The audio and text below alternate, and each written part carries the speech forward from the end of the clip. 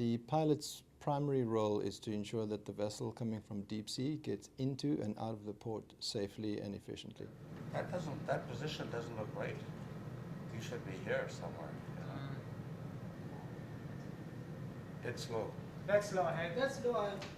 What he is there to do is to advise the master on the best course of action to take. In Canada, by law, he has the conduct of the vessel. Now that means that he will give the instructions for helm and engine orders to get that vessel safely from deep sea alongside the dock. He brings all of the details relevant to the safe navigation of the ship, the safe movement of the ship insofar as interacting with local traffic, what the tidal situation, the tidal current situation, how the wind and other weather factors will affect the movement of the ship while underway, plus many other pieces of specific local knowledge that will impact the vessel as it moves through the pilotage waters.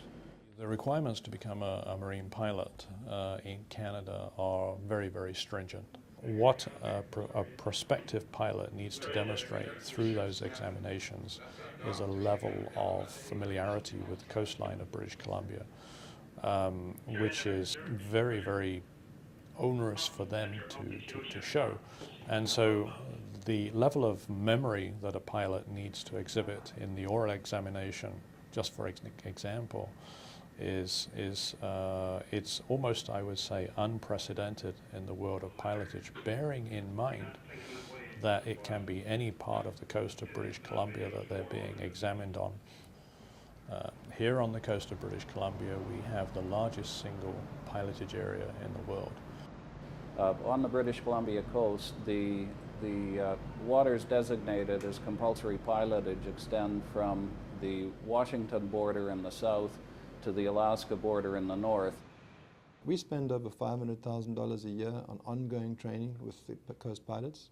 There's 100 of them, so you can look at how much we do spend on per pilot per year.